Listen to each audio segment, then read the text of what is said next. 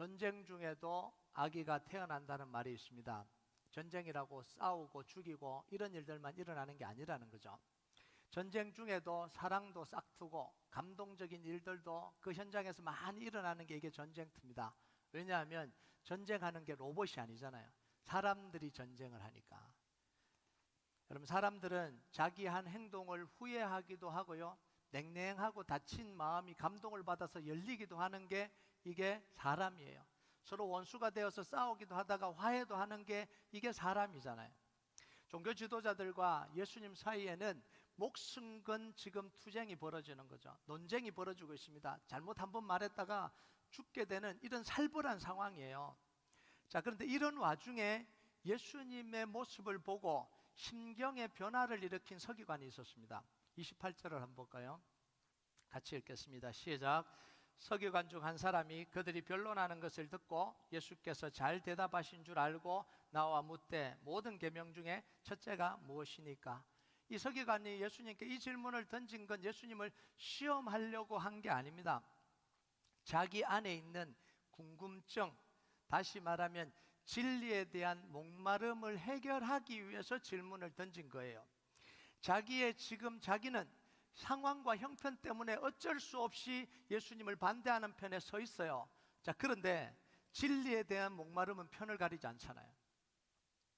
처음에는 예수님을 거부하다가 진리를 깨닫고 예수님께 돌아선 사람들도 성경에 보면 많이 나옵니다. 나다나엘도 그렇고 니고데모도 그렇고 나중에 아리마대 요셉도 자기의 신앙을 고백하잖아요. 사내들인 공예하고 바리새인인데 자기 신앙을 고백하는 이런 일들이 일어나는 거죠. 이 모든 것들은 뭐냐면 사람들 속에는 진영과는 상관없이 진리에 대한 목마름이 있고 그걸 해결하기 위해서 갈망한다라는 거예요. 겉으로는 아닌 척하지만 이 속에는 계속해서 인생에 대해서, 자기의 삶에 대해서 계속해서 질문이 일어나는 게 이게 사람들이라는 거예요. 그걸 가리고 있을 뿐이죠. 돈으로 가리고 다른 걸로 가리고 나는 괜찮다고 하지만 이 속에서 일어나는 이 인생에 대한, 구원에 대한, 영생에 대한 질문들은 없는 사람이 없다라는 이야기예요. 모든 계명 중에 첫째가 무엇입니까? 다시 말하면 모든 계명 중에 제일 중요한 게 무엇입니까? 이 질문은 유대교 랍비들이 평소에도 계속해서 질문을 던지고 대답을 했던 겁니다. 자기 가르치는 학생들에게 질문을 던지고 대답을 들었던 그 질문이에요. 유대교 전통에 의하면 토라, 이 토라가 뭐냐면 모세오경을 토라라고 이야기하죠. 창세기부터 신명기까지. 이 안에는 613개의 계명이 있다라고 이야기를 해요. 통상적으로. 그래서 긍정적인 계명, 하라는 계명이 248개, 하지 말라고 하지 마라, 이 계명이 365개, 그래서 613개의 계명이 있다고 통상적으로 이야기합니다. 근데 이 질문은 뭐냐면, 그럼 그 613개의 계명이 있는데 그 계명 중에 첫 번째고 제일 중요한 건 뭡니까? 이 질문을 던진 거예요, 예수님께. 자, 서기관이요, 예수님께 왜 질문을 던졌을까요? 왜 이 질문을 왜 던졌을까요? 자기들이 수도 없이 던지는 질문을 왜 예수님께 던지냐라는 거죠. 자기들이 수도 없이 질문을 하고 대답을 해봐도 만족할 만한 그 답을 못 얻었기 때문에 그런 거예요. 율법을 수십 년, 수백 년간 지키면서 그 안에 참된 만족이 없었다라는 거예요. 참된 기쁨이 없는 거예요. 서기관은 예수님이 종교 지도자들이 던지는 이 날카로운 질문, 함정에 빠뜨리러 가는 이 질문을 너무 잘 대답하시는 걸 보면서, 그래서 28절에 뭐예요? 잘 대답하신 줄 알고 질문을 던졌다, 이렇게 이야기하잖아요. 그래서 자기 마음속에 깊이 묻어두었던, 정말 그 궁금했던 진지한 질문을 예수님께 던지고 있는 거예요. 예수님이 서기관의 질문에 대해서 이렇게 대답했습니다. 29절과 30절 한번 볼까요? 같이 읽겠습니다. 시작. 예수께서 대답하시되 첫째는 이것이니 이스라엘아 들으라. 주 곧 우리 하나님은 유일한 주시라. 내 마음을 다하고 목숨을 다하고 뜻을 다하고 힘을 다하여 주 너희 하나님을 사랑하라 하신 것이요, 둘째는 이것이니 내 이웃을 내 자신과 같이 사랑하라 하신 것이라. 이보다 더 큰 계명이 없느니라. 예수님의 대답은 하나인데 그 안에 세 가지 내용이 있습니다. 첫 번째는 뭐예요? 하나님은 유일한 하나님이다. 두 번째는 하나님을 사랑하라. 두 번째는 이웃을 사랑하라. 이 이야기를 하신 거거든요. 사실 예수님의 이 대답은 전혀 새로운 대답이 아니었어요. 신명기 6장 말씀을 인용한 대답이에요. 신명기 6장 한번 볼까요? 6장 4절에서 5절 같이 읽겠습니다. 시작. 이스라엘아 들으라. 우리 하나님 여호와는 오직 유일한 여호와시니 너는 마음을 다하고 뜻을 다하고 힘을 다하여 내 하나님 여호와를 사랑하라. 이걸 쉐마의 말씀이라고 이야기를 합니다. 쉐마가 뭐냐면 히브리어로 들으라 이런 뜻입니다. 들으라. 영어로 말은 뭐예요? listen. 들으라 이런 이야기죠. 그래서 쉐마 이스라엘. 이스라엘, 우리 한국 성경에는 이스라엘 들으라인데 히브리어는 쉐마 이스라엘. 들으라 이스라엘 이렇게 하는 거예요. 그 첫 단을 따서 이걸 쉐마의 말씀이라고 이야기를 해요. 유대인들은 이 쉐마의 말씀, 신명기 6장 4절, 5절, 6절 뭐 이렇게 있는 그 말씀을 아침과 저녁으로 암송을 했습니다. 그러니까 얼마나 익숙하겠어요. 이 말씀이 얼마나 익숙하겠어요. 여기에 이웃을 사랑하는 것만 덧붙인 거예요. 예수님의 지금 말은. 자, 그런데 서기관이 이 예수님의 평범한 것 같은 대답을 듣고는 감동을 받았어요. 감동받았는지 어떻게 알죠? 그 말을 듣고는 마음이 시원해졌어요. 답답함이 해소됐습니다. 이걸 어떻게 알죠? 자기 말로 다시 맞장구 쳐서 이야기를 하잖아요. 예수님 말이 맞습니다. 이렇게 이야기하잖아요. 32절과 33절 한번 봅시다. 같이 읽겠습니다. 시작. 서기관이 이르되 선생님이 옳소이다. 하나님은 한 분이시오 그 외에 다른 이가 없다 하신 말씀이 참이니이다. 또 마음을 다하고 지혜를 다하고 힘을 다하여 하나님을 사랑하는 것과 또 이웃을 자기 자신과 같이 사랑하는 것이 전체로 드리는 모든 번제물과 기타 제물보다 나으니이다. 예수님 말을 듣고는 너무 동의가 돼서 또 자기의 의견까지 붙여서 이야기를 하잖아요. 서기관은 왜 이미 다 아는 이야기인데 왜 예수님의 이 말에 감동을 받았을까요? 왜 자기의 마음이 시원해졌을까요? 예수님이 율법에 담겨있는 참된 의미를 깨닫게 해줬기 때문에, 의미를 밝혀줬기 때문에 그렇습니다. 새로운 이야기를 한 게 아니라 그 안에 담긴 의미를 깨닫게 해주셨다는 거예요. 우리도요, 몰랐던 새로운 이야기에 감동받는 게 아니잖아요. 알았던 이야기인데 의미를 새롭게 깨달을 때 우리한테 감동이 되잖아요. 아, 그게 그런 의미가 있었네. 여러분, 복음의 내용은 너무 단순하잖아요. 그래서 모태신앙으로 태어난 사람들, 교회를 좀 다녔다고 하는 사람들, 복음 이야기하면 나는 다 안다고 생각합니다. 예수님이 십자가에서 내 죄를 위해서 돌아가시고 예수님을 내 구주와 주님으로 믿으면 나는 하나님의 자녀가 되고 하나님의 권세가 있고 성령님 우리 안에 내주하시고 성령님 우리를 천국까지 인도하여 계시고 우리는 지옥을 가지 심판받지 않고 천국 가게 된다. 너무나 잘 아네요. 근데 복음을 이야기할 때마다 우리 마음속에 일어나는 생각은 뭐냐면 다 아는 이야기라는 거예요. 그런데 그 복음이 내 삶을 변화시키지 못하고 있다는 거예요. 다 안다고 하는 그 말이, 그 복음이 내 삶에는, 내 인생에는, 내 문제에는 영향을 못 미치고 있는 게 이게 현 주소잖아요. 그래서요, 복음은 뭐예요?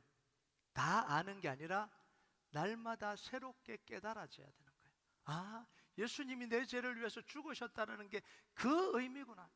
그게 내 인생 속에 이런 영향력을 미치는구나. 예수가 그리스도 된다라는 게 이런 의미구나. 죄가 무너지고 하나님께로 늘 가는 길이 열려지고 예수 이름 부를 때 우리 안에 역사하는 사단의 권세가 무너지고 우리가 대적기도 하고 그럴 때 우리의 생각과 마음을 사로잡고 오는 이 생각을 무너뜨릴 수 있는구나. 지금까지는 그 생각 속에 매몰되고 졌는데 해보니까 아, 이게 능력이구나. 우리가 복음이 안다라고 중요한 게 아니에요. 아는 걸 몰라서 복음을 이야기하는 게 아니라고요. 그 의미를 새롭게 깨닫고 그 복음을 통해서 내 삶의 문제를 이겨가야 되니까, 죄의 문제를 이겨가야 되니까, 그래서 복음을 계속해서 이야기하고 새롭게 깨달을 수 있도록 우리가 하는 거잖아요. 하나님 이스라엘 백성들에게 율법을 주신 이유가 이겁니다. 지키기 위한 게 아니에요. 의무로 주신 게 아닙니다. 살아라고. 그 율법을 가지고 살아라고. 다시 말하면 그 율법을 가지고 생명을 얻고 힘을 얻으라고 주신 게 이게 율법이에요. 지혜를 주시고 지식을 주셔서 큰 나라로 살아가게 하기 위해서 하나님은 율법을 우리에게 주셨다라는 거예요. 여러분, 레위기 18장 5절 한번 볼까요? 같이 읽겠습니다. 시작. 너희는 내 규례와 법도를 지키라. 사람이 이를 행하면 그로 말미암아 살리라. 나는 여호와이니라. 이게 율법을 주신 이유예요. 살아라는 거예요. 신명기 4장 6절 한번 볼까요? 같이 읽겠습니다. 시작. 너희는 지켜 행하라. 이것이 여러 민족 앞에서 너희의 지혜요 너희의 지식이라. 그들이 이 모든 규례를 듣고 이르기를 이 큰 나라 사람은 과연 지혜와 지식이 있는 백성이로다 하리라. 하나님의 이 율법을 지키고 살아갈 때 지혜와 지식을 얻고 큰 나라로 살아가게 된다는 거예요. 그런데 서기관과 바리새인들은 율법을 다 알면서 조항은 613개를 다 정리를 했습니다. 그거에 그치지 않고 그 613개를 지키기 위해서 해석을 하고 또 해석을 덧붙여서 어마어마한 이 탈무드를 만들어내고 미시나를 만들어내고 엄청난 많은 만들어냈습니다. 그런데 기계적으로 그걸 한 거예요. 의무감을 가지고 지킨 거예요. 그래서 살려고 하는 지혜를 주는 율법이 자기들에게 오히려 뭐가 되어버렸냐면 족쇄가 되어버린 거예요. 올무가 되어버린 거예요. 지키면 지킬수록 인생이 무거워지는 거예요. 삶이 고달파지는 거예요. 율법을 따라서 제사도 드리고, 율법을 따라서 금식도 하고, 율법을 따라서 정결례식도 행하고, 율법을 따라서 예물도 드리고, 그런데 기쁨이 없는 거예요. 너무 피곤한 거예요. 그거 다 지키려니까 너무 피곤한 거예요. 왜냐하면 하나님이 율법을 주신 진짜 이유를 잃어버린 거예요. 그러니까 자기들도 괴롭히고 다른 사람도 괴롭히는 거예요. 여러분, 우리가요, 하나님 우리에게 복음을 주신 이유를 잃어버리고 말씀을 주신 이유를 잃어버리면 이게 능력이 아니라 우리의 족쇄가 되는 거예요. 예배를 드려야 되고 기도를 나오라 그러고 안 나오면 눈치 보이고, 잘 안 하면 구원 안 해주실 것 같고, 그러니까 막 헌금도 많이 드려야 될 것 같고, 아니면 하나님이 나를 벌하실 것 같고, 헌금 제대로 안 드리면 사업 제대로 안 하게 해주실 것 같고, 이런 생각들을 다 하고 족쇄처럼 가지고 살아가잖아요. 근데 하나님이 원래 율법을 주신 이유, 말씀을 주신 이유는 그게 아니라는 거예요. 예수님의 대답은 뭐냐면 십계명의 정신을, 의미를 다시 요약해 주신 거예요. 첫 번째는 십계명의 대전제가 뭐예요? 하나님 외에 다른 신은 없다. 이게 대전제잖아요. 하나님 외에는 다른 신은 없다. 두 번째는 뭐예요? 1계명에서 4계명을 요약합니다. 하나님을 사랑하는 10계명, 1계명에서 4계명. 그 다음 뭐예요? 5계명에서 10계명, 내 이웃을 내 몸같이 사랑하는, 내 이웃 사랑에 대한 거잖아요. 예수님이 율법의 조항을 613개에 대한 조항을 이 세 가지로 단순히 요약하고 반복한 게 아니에요. 그랬으면 감동을 안 받았겠죠. 율법이 원래 주신 그 정신과 의미가 뭔지를 이 서기관에게 일깨워 준 거예요. 그러니까 서기관이 뭐라 그러냐면, 맞습니다. 하나님을 사랑하는 게 번제를 드리고 모든 제사를 드리는 것보다 더 중요합니다. 의미를 깨달아 버렸잖아요. 서기관이 의미를 깨달아 버렸잖아요. 여러분, 율법은요, 이스라엘 백성들을 향한 하나님의 사랑에서 시작된 게 이게 율법이에요. 죄와 우상 숭배에 빠져서 사망의 길로 달려가는 자기 백성들을 구원하고 자기 백성들을 건지기 위해서 하신 하나님의 사랑으로부터 나온 게 뭐냐면 율법입니다. 이대로 놔두면 다 망하니까, 우상 숭배하고 다 망하니까, 하나님으로부터 멀어져서 다 망하니까, 밑 빠진 이 터진 웅덩이를 만드니까, 아무리 쏟아부어도 채울 수 없는 터진 웅덩이를 만드니까, 그 하나님의 사랑을 모르고 613개 계명을 아무리 지켜도 소용이 없는 거예요. 소용이 없죠. 그래서 하나님은 10계명을 말씀하실 때 10계명의 조항부터 말씀하지 않으세요. 하나님이 그들에게 베풀어 주신 사랑에 대해서 먼저 이야기합니다. 자, 한번 볼까요? 출애굽기 20장 1절에서 2절 같이 읽겠습니다. 시작. 하나님이 모든 말씀으로 말씀하여 이르시되 나는 너를 애굽 땅 종되었던 집에서 인도하여 낸 내 하나님 여호와니라. 나는 너희를 구원한 하나님이다. 나는 너희들을 사랑한 하나님이다. 계명부터 이야기한 게 아니라 나는 너희를 사랑한다. 구원하기를 원한다. 이거잖아요. 신약에서 뭐예요? 하나님이 세상을 이처럼 사랑하사 독생자를 주신 이유, 하나님 사랑하기 때문에, 구원하기 때문에. 우리는 그 복음을 가지고 뭐라고 이야기하냐면 예배 드려야 된다, 기도해야 된다, 의무를 해야 된다, 자꾸 이렇게 이야기를 하는데 자꾸 잊어버리는 거예요. 하나님이 우리를 사랑하셔서 구원한 거예요. 제대로 살아야 된다? 아니요. 죄에서 건져서, 죄악에서 건져서 사람답게 살기 위해서, 하나님의 백성답게 살기 위해서 우리를 구원해 주셨는데 뭘 살아야 된다고 자꾸 의무로 이야기를 해요. 말이 안 되는 이야기잖아요. 그래서 쉐마의 말씀에 가장 중심이 되는 건 뭐냐면 계명을 지켜라, 그래야 복 받을 거야, 이게 아니에요. 너희는 마음과 목숨과 힘을 다해서 하나님을 사랑하라. 이게 핵심적인 이야기예요. 하나님을 사랑하면 뭐 하는 거예요? 하나님 말씀을 듣게 되고, 하나님을 사랑하면 하나님 말씀을 따르게 되는 거예요. 그게 생명의 길이고, 그게 구원의 길이고, 그게 지혜고, 그게 능력이라는 거예요. 사랑하지 않고 아무리 해도 그게 일어나지 않는 거예요. 여러분, 우리가요 율법의 계명을 지키려고 하면 실패해요. 아무리 노력해도 613개의 계명을 지킬 수가 없습니다. 아무도 계명을 지켜서 하나님을 만족시킨 사람이 없어요. 그리고 설사 613개의 계명을 의무적으로 지킨다고 하더라도 하나님은 만족이 안 돼요. 왜냐하면 하나님은 그 지키기를 원하는 게 아니라 뭘 원하는 거예요? 사랑하기를 원하는 거예요. 그럼 여러분의 자녀들이, 여러분의 아내와 남편이 여러분이 요구하는 10가지를, 20가지를 의무적으로 다 했다고 생각해 보세요. 사랑스럽습니까? 내가 해줄게, 내가 해주고 만다, 그러고 지킨다고 생각해 보세요. 시간 하나도 안 틀리고 매일매일 행복하겠습니까? 사랑이라고 느끼겠습니까? 저 인간 고집불통, 저 인간 아주 그냥 작정을 했구만, 이렇게 생각을 하지, 아 정말 사랑스럽구나 이렇게 생각하냐고요. 물론 그런 사람도 없지만 그렇게만 해줘도 감사하겠지만, 그게 목적이 아니라는 거예요.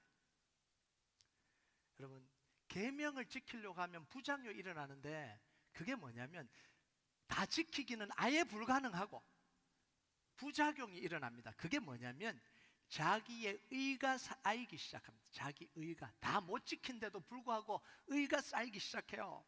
내가 이 정도 했다라는 거예요. 남들보다는 내가 많이 했다라는 거예요. 남들보다 나는 훨씬 더 잘하고 있다라는 거예요. 이 정도 했으면 많이 했지, 이런 마음이 속에서 올라온다라는 거예요. 여러분, 우리는 안 그렇나요? 내가 성경 100독 했는데,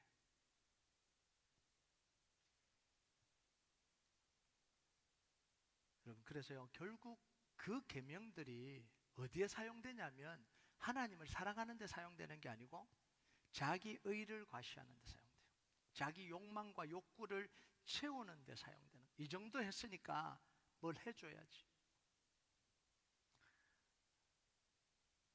나는 성경을 30독 했고 성경 1독도 안 한 인간들하고는 대화가 안 돼. 제가 여러분의 속마음을 그대로 이야기해서 좀 놀라셨나요?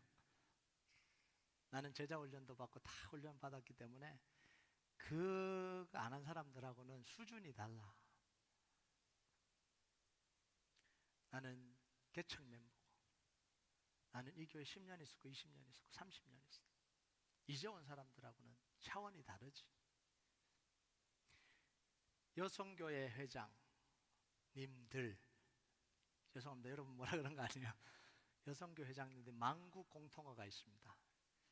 나 여성교장 할 때 손톱 발톱 다 빠지도록 섬겼다. 진짜입니까? 저 수도 없이 들었습니다. 확인해 보고 싶어요. 진짜 손톱 발톱 다 빠졌는지. 이런 마음들이 우리 속에 있는 거예요. 이게 율법을 지키려고, 내가 뭔가 했다라고 할 때 오는 부작용이에요.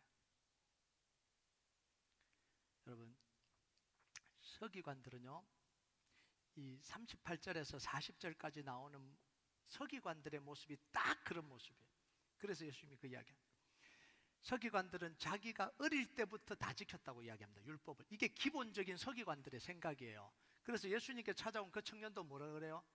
율법을 지키라 그러니까 코드섬 치면서 이야기했잖아요. 그건 어릴 때부터 다 지켰습니다. 뭐 그런 이야기를 합니까? 내가 부족한 게 뭐 있습니까? 이렇게 이야기했다고요.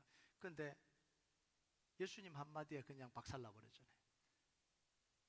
네가 완전하고 잘 친데 네 재산을 팔아 가난한 사람 주라. 그러니까 그냥 그렇게 잘 지켰다고 했는데 그 한마디에 그냥 다 무너져 버리는 게 이게 의롭다고 율법을 지켜서 어렵다고 쌓아 올리고 있는 그런 거예요.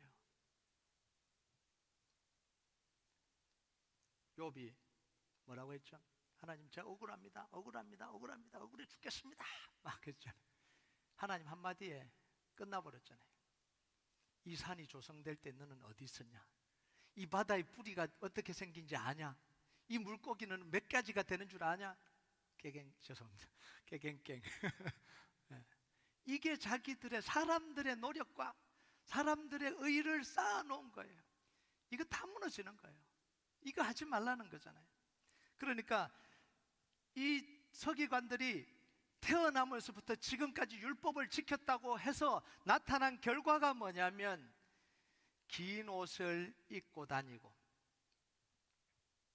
시장에서 문안 받는 거 좋아하고 회당에서 높은 자리에 앉는 거 좋아하고 과부들의 재산을 삼키고 외식으로 길게 하는 게 이 율법을 지켰다고 했던 사람들에게 나타나는 모습이라는 거예요.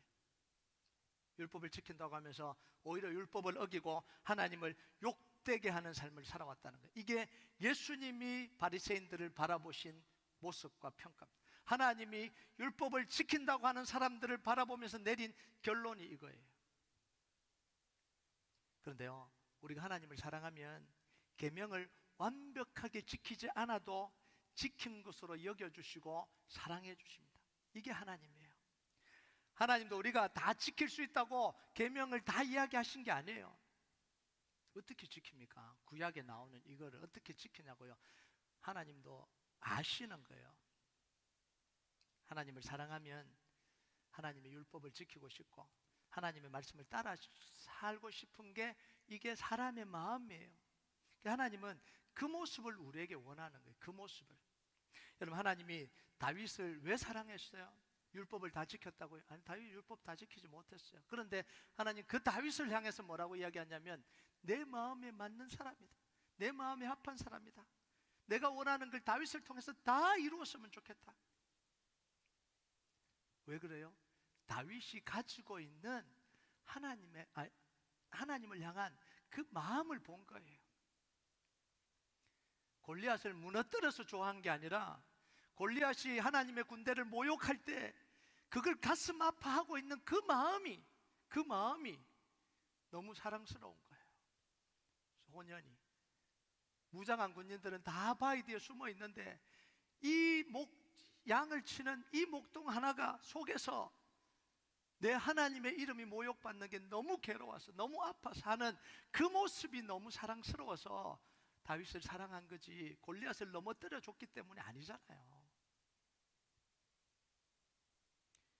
사울왕을 살려주는데 내가 기름 부었다고, 하나님이 기름 부었기 때문에 내가 손댈 수 없다고 나를 공경하는 이 마음이 사랑스러운 거죠. 법궤가 70년 동안 방치되고 있을 때 아무도 법궤를 돌아보지 않을 때 그 법궤가 그 산속에 방치되어 있는 그게 마음 아파서 법궤를 생각하고 가져와야 되겠다고 생각하는 그 마음이 사랑스러운 거죠. 여러분, 우리가 살아가면서요 계명을 지키려고 하면 못 지킵니다. 하나님을 사랑하려고 하세요. 그게 맞아요. 오늘 말씀에 하나님을 사랑하려고 하는 사람의 모습이 나오는데 그게 누구냐면 과부의 모습이에요. 과부. 예수님 예루살렘 성전에 앉아 있을 때 많은 사람들이 성전에 있는 헌금함에 헌금을 넣었습니다. 예루살렘 성전 안에는 13개의 헌금함이 있습니다. 여인의 뜰 안에 뒤쪽에 13개의 헌금함이 있는데 그 헌금함에는 똑같은 헌금함을 13개 놓은 게 아니라 각각의 용도가 다릅니다. 각각의 용도가 다른 헌금함이 13개가 있어요. 성전 운영 경비를 위해서 사용되는 것, 번제물을 위해서, 속죄제를 위해서, 서원제를 위해서, 가난한 자들을 돕기 위해서 다 이렇게 용도로 이렇게 구분을 해놨어요. 많은 부자들이 자기의 많은 돈을 가지고 그 헌금함에 넣었습니다. 요 항목대로 다 넣어요. 어떻게 넣었겠어요? 자부심을 가지고 넣었어요. 나는 여기 다 한다는 거예요. 그리고 과시하는 마음으로 헌금을 하고 있었습니다. 나는 이 정도 한다는 거예요. 그런데 이 과부는 그 많은 이 헌금함 속에서도 다 넣지도 못하고 단 하나의 헌금함에 그 시대의 가장 화폐 단위 중에 낮은 단위의 엽전 독립 2입을 넣었습니다. 누구보다 적게 넣었죠. 너무너무 부끄럽잖아요. 누구보다 적게 넣었습니다. 그런데 예수님은 그 여인이 모든 사람보다 더 많이 넣었다 이렇게 이야기하셔요. 다른 사람들은 풍족한 중에 많이 넣었는데 이 과부는 가난한 중에 자기 생활비 전부를 넣었다. 여러분, 이 과부는 없는 중에도 왜 헌금을 드렸을까요? 그게 하나님을 향한 사랑의 마음이에요. 마음. 예수님은 헌금의 액수의 크기를 본 게 아니라 뭘 보신 거예요? 사랑의 크기를 본 거예요. 그 과부의 사랑의 크기를 본 거예요. 잘못 적용하지 마세요. 과부는 생활비 전부를 넣었다. 돈 없더라도 빌려서 우리 생활비 전부를 넣어야 하나님이 기뻐하신다. 그거 아니에요. 빚을 내서라도 대출받아서 하나님께 드려야 된다. 이거 아니에요. 과부가 너무 하나님을 사랑하고 없는데도 불구하고 하나님께 드리고 싶으니까 그 마음을 표현한 거지, 생활비를 다 넣어야 하나님이 사랑해 주신다, 그런 의미가 아니라는 거예요. 우리가 하는 믿음의 모든 동기는 뭐여야 되냐면 사랑이어야 됩니다. 하나님을 사랑하기 때문에 예배하고, 사랑하기 때문에 섬기고, 사랑하기 때문에 헌금하라는 거예요. 그래야 의미가 있는 거예요.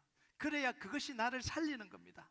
무엇에서 인정받고, 무엇에서 자격을 갖추고, 무엇을 해야 내가 원하는 것을 얻어내려고 그렇게 하지 말라는 거예요. 이렇게 하면 인정해 주겠지, 이렇게 하면 되겠지, 그러면 반드시 실패를 합니다. 하나님이 내 자녀들의 기도를 다 안 들어주시니까 헌금을 많이 하고 기도하면 하나님이 더 잘 들어주겠지. 하나님을 더 잘 섬기고 더 노력하고 더 기도하고 그러면 하나님이 더 잘 들어주겠지. 그게 다 무슨 이야기예요? 자격을 갖추면 하나님 해주겠지. 그거 아니에요. 그건 다 실패하게 됩니다. 우리가 뭘 해도 하나님을 만족시킬 수 없어요. 뭘 해도. 그런데 하나님을 사랑하면 돼요. 사랑하면 됩니다. 그러면 하나님이 그 모든 것을 지켰다고 여겨주시는 거예요. 이게 뭐예요? 이게 은혜입니다. 은혜. 우리가 하나님으로부터 받는 것 중에 단 하나도, 자격을 충족했기 때문에 받는 건 단 하나도 없어요. 다 은혜로 오는 거죠. 여러분, 여러분의 자녀들이 여러분을 만족시킨다 그래서 여러분을 만족시킬 수 있을까요? 불가능하죠. 뭘 한다고 여러분이 한 것에 대해서 그게 다 충족이 될까요? 여러분이 받은 고통, 고민, 여러분이 보낸 시간, 우리 여자 성도님은 내 청춘을 다 바쳐서 내 청춘을 다 날려서 너를 키웠는데 그걸 누가 보상해 주냐고요. 그런데 아무것도 하지 않아도 그 자녀가 나를 사랑한다는 그 마음이 느껴지면 모든 게 다 충족이 되잖아요. 제가 가끔씩 이야기하잖아요. 뭘 하려고, 뭔가를 해서 하나님께 받아내려고, 뭔가를 해서 의무적으로 안 했으면 좋겠다라는 거예요. 그래서 밥할 사람이 없으면 밥 먹지 말자 그러잖아요.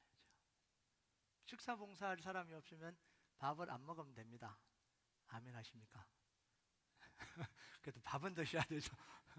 그러니까 지금까지는 열심히 식사 봉사하고 계시는 거예요. 선교 갈 사람이 없으면 선교 안 가면 되는 거예요. 누구는 선교 가고 누구는 왜 선교 안 가냐? 그럴 필요가 없는 거예요. 가고 싶은 사람 가면 되는 거예요. 섬기고 싶은 사람 섬기면 되는 거예요. 지금 저는요, 교회를 옮기고 난 뒤에 수없이 많은 장면들을 목격합니다. 너무너무 교회를 사랑하고 섬기는 분들의 마음을 제가 느끼고 있어요. 아무도 안 보는데 나와서 어디 고칠 때 고치고 수리하고 만들고 모르시잖아요.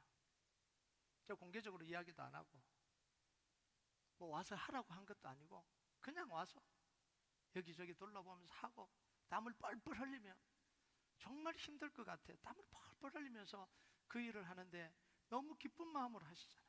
너무 기쁜 마음. 그게 느껴지는 거예요. 이게 하나님을 섬기는, 하나님을 사랑하는 게 그게 드러나는 거잖아요. 목사님, 그러다가 아무도 안 하면 어떡해요? 아무도 안 섬기면 어떡해요? 괜찮아요. 예배만 드립시다. 아무도 안 하면 예배만 드립시다. 그런데 진짜 예배를 드리고 하나님의 말씀이 들려지고 복음이 깨달아지고 구원의 감격이 있는데 아무도 안 한다. 이건 불가능한 거죠. 이건 불가능한 일이에요. 저는 그걸 믿기 때문에 여러분, 정말 하나님이 나에게 주신 게 있다면, 사랑해 주신 게 있다면 내가 하나님을 위해서 드릴 수 있는 게 그게 감사죠. 그래서 여러분들이요, 섬길 자리가 있으면 가서 섬기시기 바랍니다. 그게 축복이에요. 나를 필요로 하는 자리가 있으면 섬기세요. 여러분이 섬기고 싶은데 가지 마시고요, 나를 필요로 하는 곳에, 여러분이 섬기려고 하는 곳에는 많은 사람들이 가 있어요 이미. 그러니까 그 사람들은요, 오는 걸 부담스러워합니다. 오는 걸. 그러니까 나를 필요로 하는 곳에, 나를 필요로 하는 곳에, 그곳에 가서 섬기세요. 그게 너무너무 감사한 거잖아요. 이렇게 하면 목사님이 알아주겠지. 반드시 실패합니다.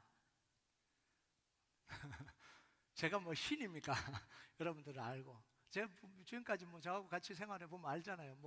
뭘 했다 그래서 뭐 막 칭찬해주고 뭘 하는 게 아니잖아요. 왜냐하면 여러분이 은혜 받아서 섬기는 그걸로 족한 거예요. 그래서 저를 만족시키려고 하는 건 다 멈추세요. 반드시 여러분 시험 듭니다.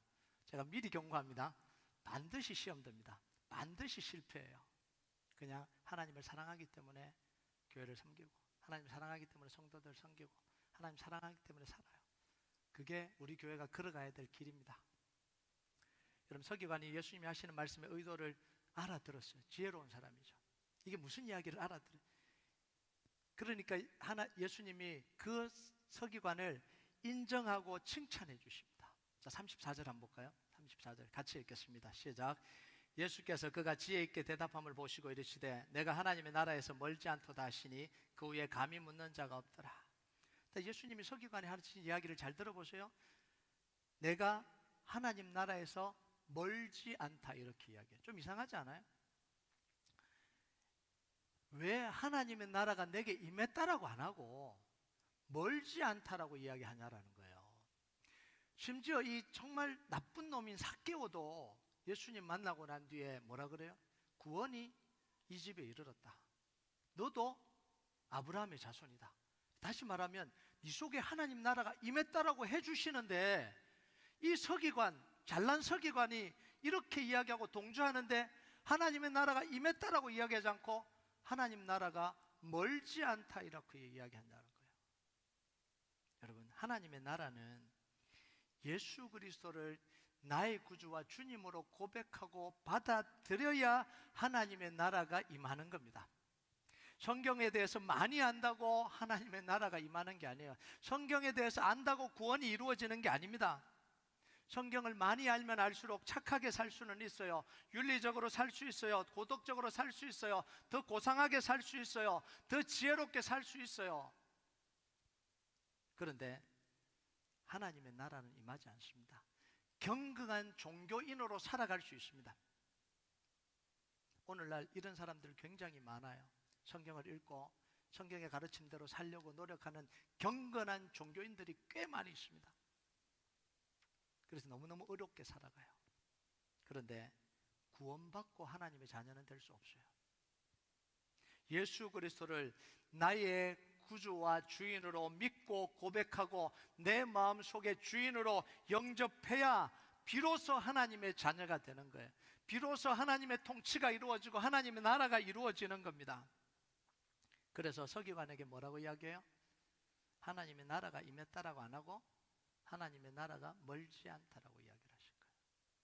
자, 그래서 그 다음이 뭐냐면 예수님이 계속해서 자신이 하나님의 아들 그리스도라는 사실을 이야기를 하시는 거예요.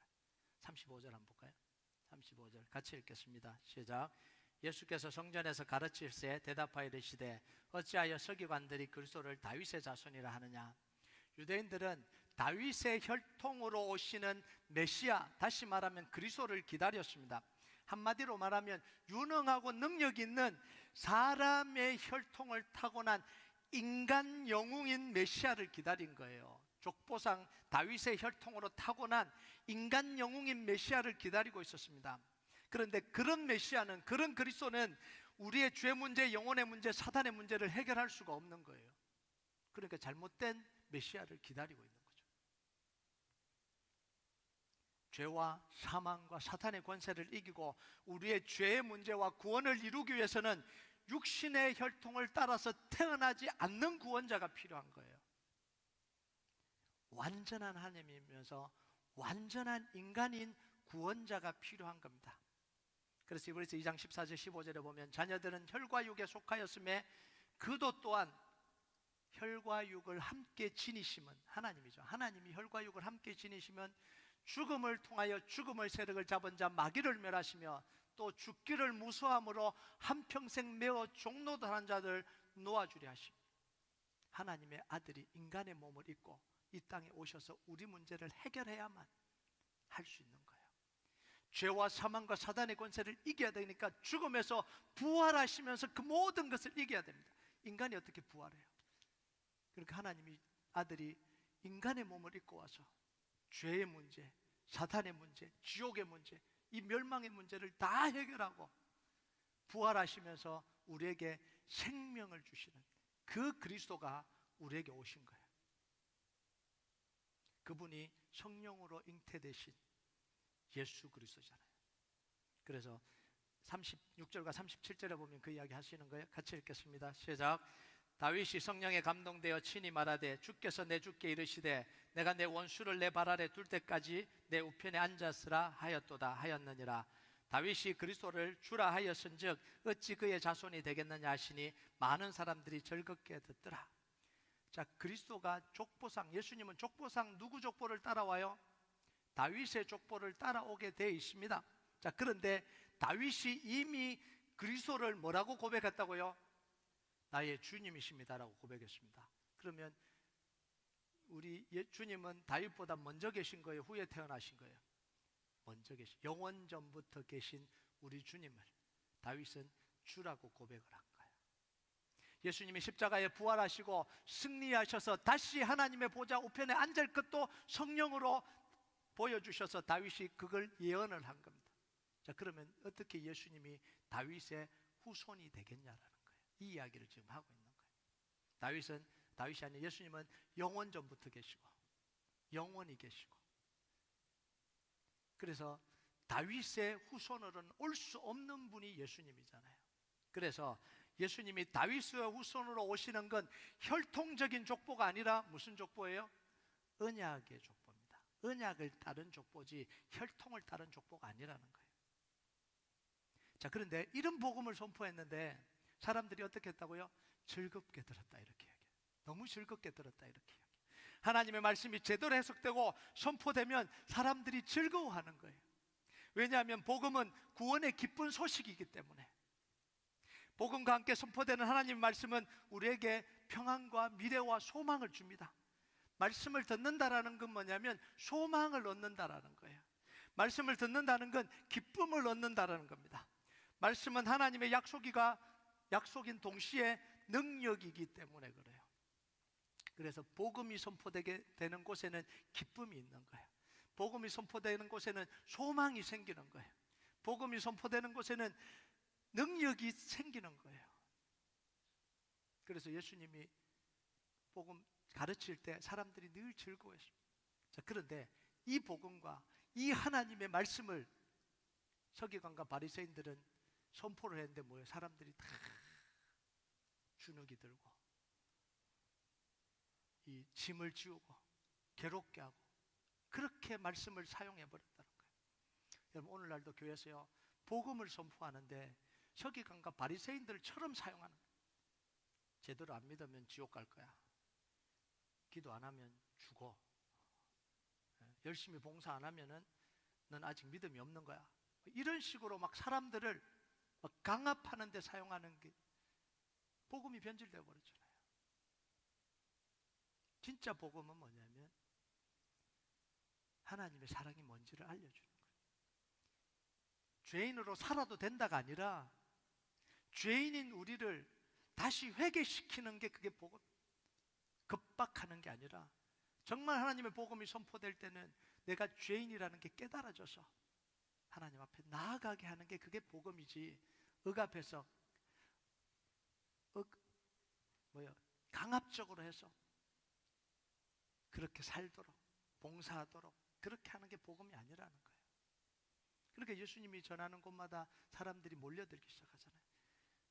서기관과 바리새인들이 말씀을 전하니까 다 숨어버렸습니다. 근데 예수님이 와서 복음을 전하니까 세리와 창녀들도 다 와서 기쁘게 들었습니다. 그러면서 서기관과 가르치는 게 서기관과 바리새인과 같지 않고 권위 있는 자와 같다. 너무너무 기쁜 거예요. 복음이 선포가 되니까. 여러분, 계속해서 여러분들 속에 복음이 들려지길 주님의 이름으로 축복합니다.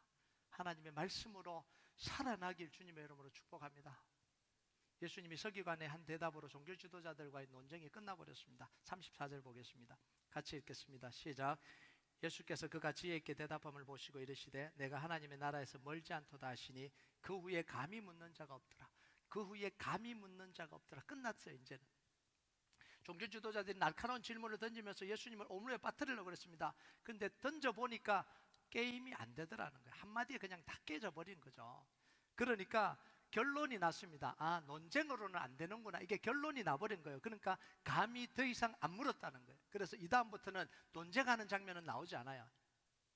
자, 그런데 이게 종교 지도자들이 예수님을 공격한 걸 포기했다는 의미가 아니에요. 종교 지도자들이 깨닫고 회개했다는 게 아닙니다. 말로는 이길 수 없으니까 뭐 하겠다는 거죠? 공격 방법을 바꾸겠다는 거예요. 그래서 이제는 말로 하는 게 아니라 흉계를 꾸미고 거짓 정인 세우고 무력을 동원할 겁니다. 앞으로 이런 일들이 펼쳐지잖아요. 그러니까 사실은 감히 묻는 자가 없더라. 이건요, 어떻게 보면 무서운 이야기입니다. 이제 앞으로 어떻게 이들이 나올지를 지금 보여주는 복선과 같은 이야기인 거예요. 여러분, 근데요, 여기 보세요. 복음이 선포되고 하나님 말씀이 선포되는데도 이들은 못 깨닫습니다. 화인 맞은 양심에 화인 맞은 사람들, 기회가 주어지는데도 얻지 못하는 사람들, 가장 불행한 사람들이잖아요. 이미 말로 다 졌는데도 불구하고 항복하지 않는, 그래도 죽이겠다고 나서는 이 정말 불행한 인생들이잖아요. 그래서 가장 큰 복은 뭐냐면 하나님이 말씀하실 때에 깨닫는 겁니다. 이게 가장 큰 복이에요. 하나님이 기회 주실 때 붙드는 겁니다. 여러분, 하나님의 기준은 계명을 완벽하게 지키는 게 아닙니다. 하나님께 사랑받을 자격을 갖추는 게 아니에요. 예수님을 그리스도로 받아들이고 마음으로 하나님을 사랑하는 겁니다. 오늘도 복음이 선포될 때에 그 복음이 여러분의 마음속에 받아들여지길 주님의 이름으로 축복합니다. 하나님 복음을 받아들이고 하나님을 사랑하는 그걸로 충분합니다. 여러분, 뭘 해서 하나님께 인정받으려고 하지 마세요. 멈추세요.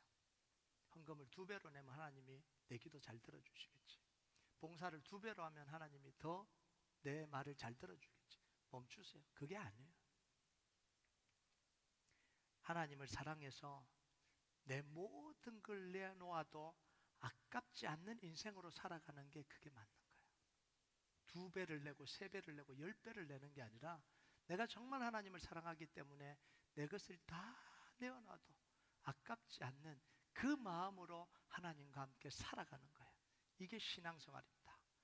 여러분의 인생 가운데 정말 하나님을 사랑하고 하나님과 동행하면서 하나님이 주시는 모든 축복을 함께 누리며 살아가는 여러분 되시길 주님의 이름으로 축복합니다. 우리 같이 찬양하도록 하겠습니다. 이 찬양 하나님 앞에 올려드립시다. 나의 안에 거하라. 나는 내 하나님이니 모든 환난 가운데 너를 지키는 자라. 두려워하지 말라. 내가 널 도와주리니 놀라지 말라. 내 손 잡아주리라. 내가 너를 지명하여 불렀나니 너는 내 것이라. 나는 너의 하나님이야. 우리 이 고백을 하나님 앞에 같이 올려드리겠습니다.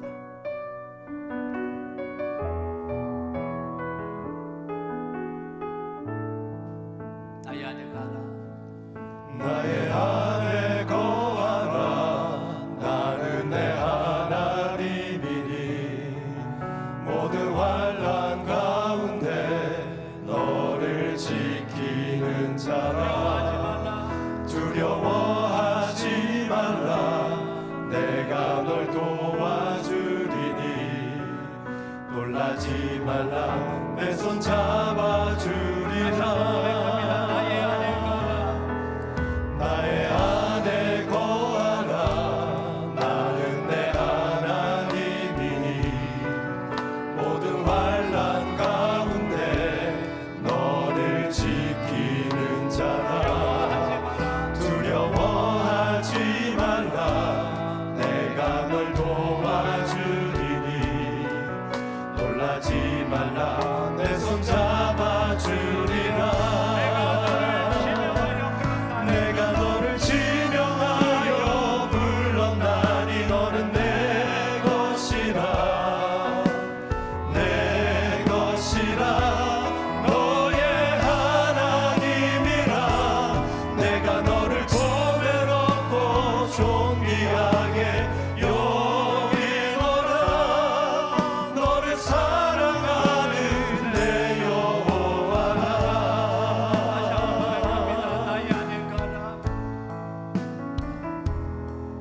나의 안에 거하라. 나는 내 하나님이니 모든 환난 가운데 너를 지키는 자라. 두려워하지 말라. 내가 널 도와주리니 놀라지 말라.